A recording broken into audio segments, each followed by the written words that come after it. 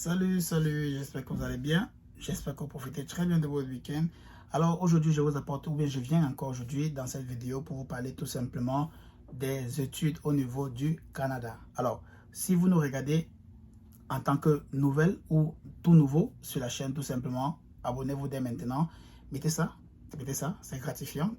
Mettez ceci, c'est très gratifiant. Mais si vous êtes déjà un abonné ou une abonnée de la chaîne, tout simplement, vous savez quoi faire, partagez au maximum. Et surtout, n'oubliez pas de cliquer sur la cloche de notification. Alors, dans cette vidéo, j'aimerais juste vous parler encore et encore et réencore, si possible même, des collèges au niveau du Canada. Donc, ce que vous devez savoir, c'est qu'il y a des formations collégiales, il y a des formations universitaires. Maintenant, vous qui êtes en salle d'examen, par exemple, qui composez le bac dans votre pays, que vous soyez en Afrique ou en Europe, ou bien vous qui avez déjà une licence tantôt et que vous voulez continuer vos études. En venant faire les programmes collégiaux, tout simplement au niveau du Canada, vous avez l'opportunité de soit utiliser votre dernier diplôme, que ce soit le bac, ou bien que ce soit une licence, ou bien que ce soit un master, pour continuer tout simplement vos études au Canada. Alors, aujourd'hui, je vous apporte une clarification entre ces deux-là, le collège et l'université au niveau du Canada, et aussi pour vous de pouvoir faire le bon choix, dépendant de votre diplôme que vous avez actuellement. Donc, la première des choses que je vais préciser dans cette vidéo, c'est que pour ceux-là qui veulent étudier au Québec, ce n'est pas négociable. Vous devez faire votre test de langue, ça c'est d'un. Et de deux, vous devez faire évaluer votre diplôme. Mais ça, je n'ai pas envie d'entrer dans les détails. J'ai déjà parlé énormément. Et le dernier direct qu'on a eu à faire avec le collège La Flèche, vous avez suivi le représentant du collège La Flèche, Jonathan, qui est du Québec, qui a dit qu'il est obligatoire de faire le test de langue et parce que aussi ça pourrait vous aider pour la suite de votre procédure d'immigration étant au Québec. Mais là, on n'est pas là aujourd'hui pour parler du Québec.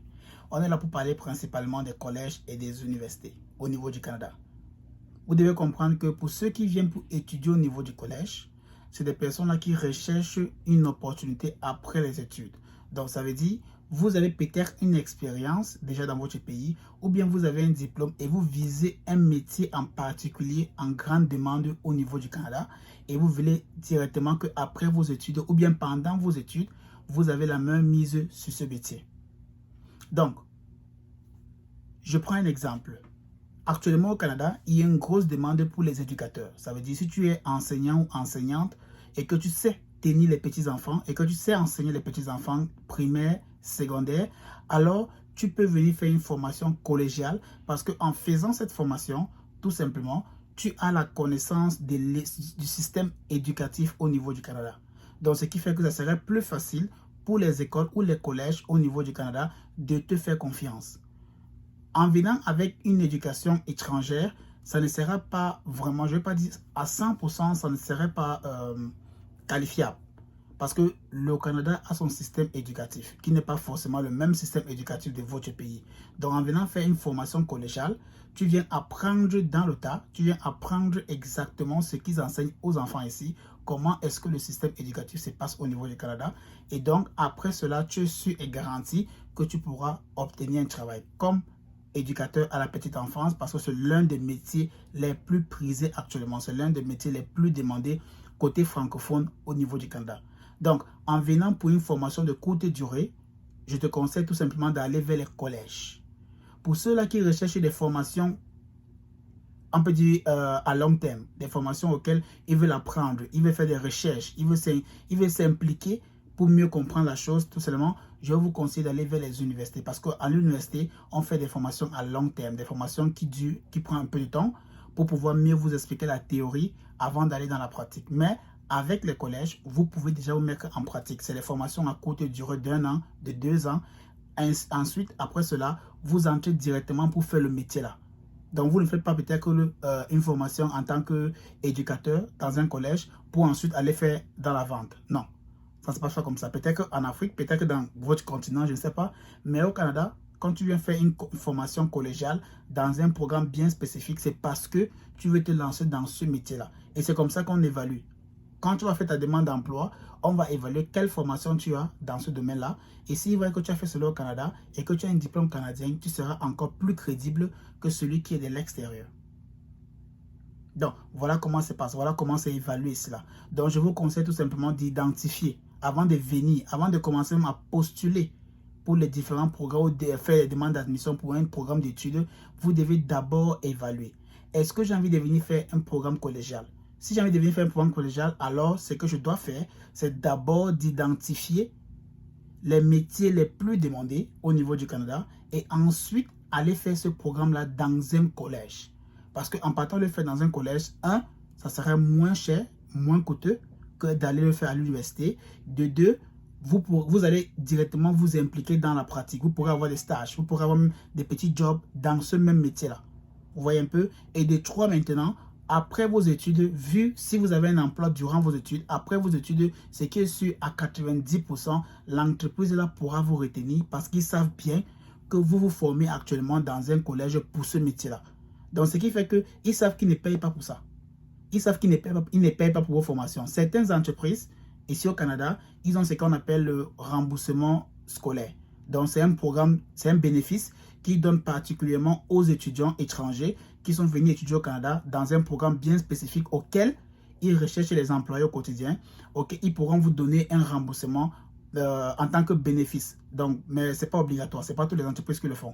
Ce sont des très très grandes entreprises qui le font particulièrement.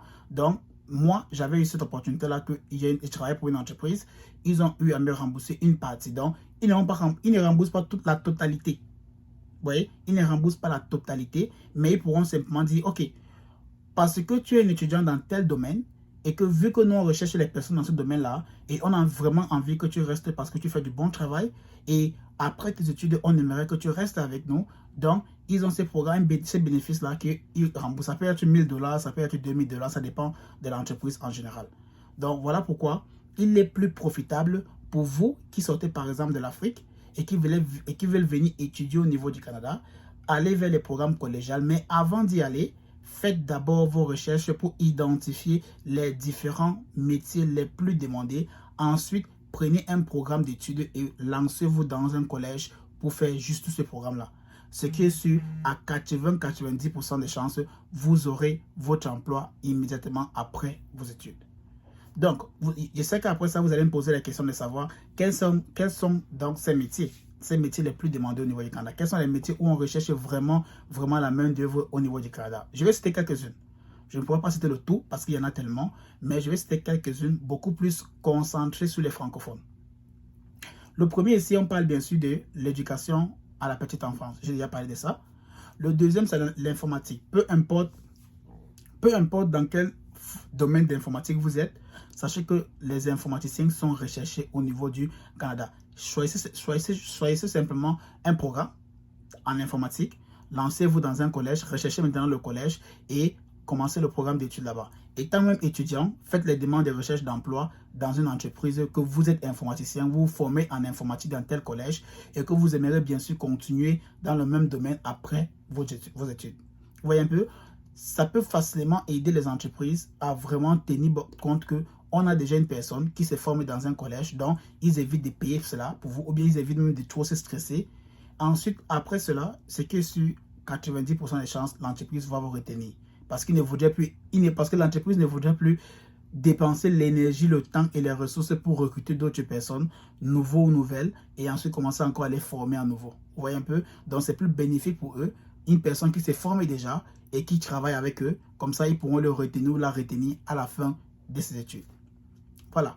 Maintenant, j'ai parlé de deux. L'éducation à la petite enfance et informatique. Le troisième programme le plus demandé ici au niveau du Canada, c'est bien sûr les préposés aux bénéficiaires. Vous voyez un peu? Dans les préposés aux bénéficiaires, là, je vais simplement entrer dans le terme général ici qu'on parle, c'est la santé. Que vous soyez infirmière, aide-soignante, préposé aux bénéficiaires, tout simplement services sociaux même si possible, vous êtes tous embarqués dans un même domaine, la santé. Donc, que ce soit mental, psychologique ou bien peu importe, ça vous concerne là-bas. Alors, sachez que c'est des métiers les plus demandés au Canada. Et une des choses que je vais préciser et insister même encore, c'est que les infirmiers comme infirmiers au niveau du Canada, c'est vrai, c'est stressant parce que il y a un gros manque de main-d'œuvre dans ce domaine-là ou bien dans ce secteur. Ce qui fait que certains infirmiers ou infirmières ici travaillent vraiment genre 12 heures, 24 heures même sans se reposer. Donc, ça veut dire ils peuvent passer même 2 jours, 3 jours, 4 jours juste à l'hôpital. Je sais que parfois, vous, dans vos pays, dans vos pays en Afrique, certains d'entre vous qui vont regarder cette vidéo, vous allez vous reconnaître dans ça. Les infirmières là, les aides-soignantes là. Vous allez vous reconnaître dans ça, que vous travaillez peut-être déjà 2 jours, 3 jours sans rentrer à la maison, vous êtes rien qu'à l'hôpital. Alors, si vous savez que vraiment vous avez le potentiel là et que vous voulez continuer dans un domaine, ici, dans le même domaine, ici au niveau du Canada, alors passez par une formation des préposés aux bénéficiaires. Parce qu'en travaillant ici au Canada, vous allez voir que vous allez, en 1 an, vous allez gagner 2 fois plus que ce que vous gagnez actuellement dans votre pays. Ce n'est pas dans tous les cas, mais je pense que la grande majorité vont se reconnaître. Alors, j'ai parlé de 3 métiers ici.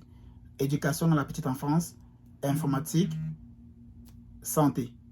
Bon, je vais aller sur un 4e qui est la comptabilité. On n'en parle pas trop, mais c'est un des domaines, c'est vraiment un domaine très, très important ici. Beaucoup plus pour les entreprises parce que ici au Canada, les comptables, ils utilisent un système canadien. Ils ont des systèmes ici que c'est rien que canadien. Mais je n'ai pas envie d'entrer dans ce domaine parce que c'est un domaine trop technique. Donc, je ne vais pas parler ça comme un professionnel. Alors, la comptabilité sur le 4e. Le 5e point, ça serait un peu bizarre pour beaucoup de personnes. Mais je vais vous dire une chose, en tant que francophone ou en tant que bilingue, ça veut dire que tu parles anglais et français, vu que le Canada, c'est un pays bilingue, tu pourras avoir une très très grosse opportunité dans ce domaine-là. Là, ici, je parle bien sûr du service à la clientèle.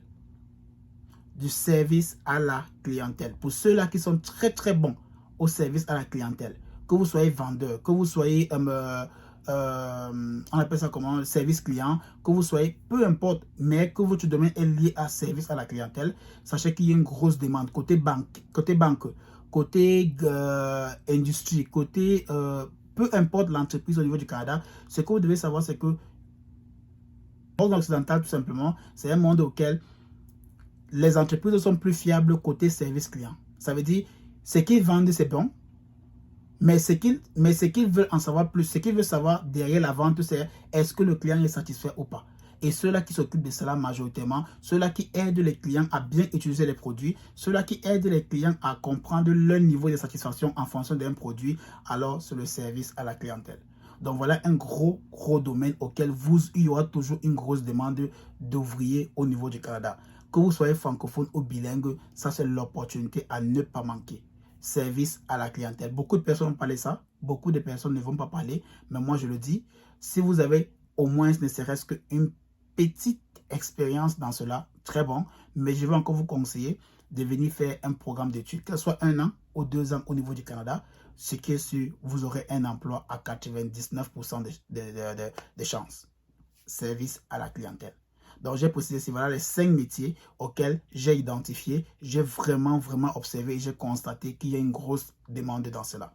Maintenant, pour ceux qui veulent rechercher le gros argent, simplement, allez pour les métiers les plus prisés et ensuite, vous devez simplement payer le prix pour cela.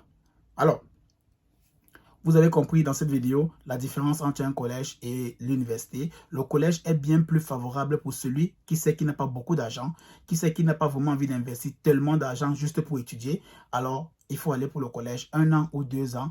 Là, tu te focalises à un seul métier que tu sais qu'à la fin de la formation, tu vas simplement faire dans le même métier après ta formation. Ça, c'est la crédibilité que les entreprises vont chercher derrière vous.